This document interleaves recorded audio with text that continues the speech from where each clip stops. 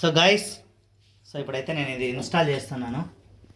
మా ఆవిడకైతే ఎక్కడ లేని సంతోషం, ఎప్పుడెప్పుడు కొత్తది వచ్చదా అని.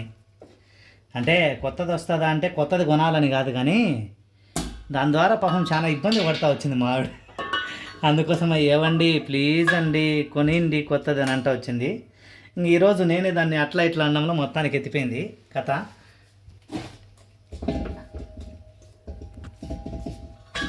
ఓయ్,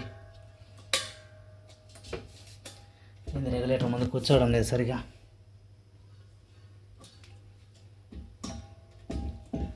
బయటికి లాగి పెడదాం.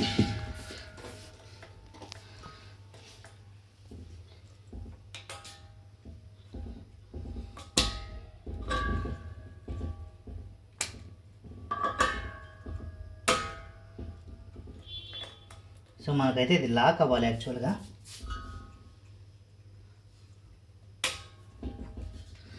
మరి కొత్తగా ఏమైనా ఇబ్బంది పెడుతుందేమో.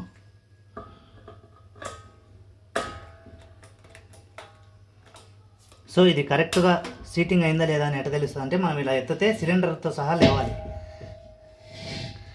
ఓకే గైస్, కరెక్ట్ కూర్చుంది.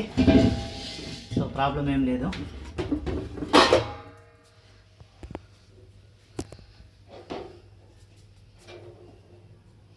ఓకే ఏసు రాజా.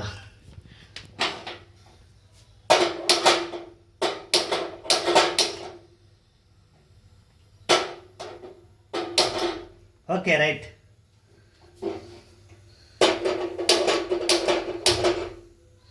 ఇది గైస్ ప్రస్తుతానికైతే ఇట్లుంది. ఇది సిమ్ మోడ్ అన్నమాట, మనకు ఎక్కువగా అంటే ఎక్కువ మోడు. అండ్ ఇది ఆఫ్ చేసుకోవడం.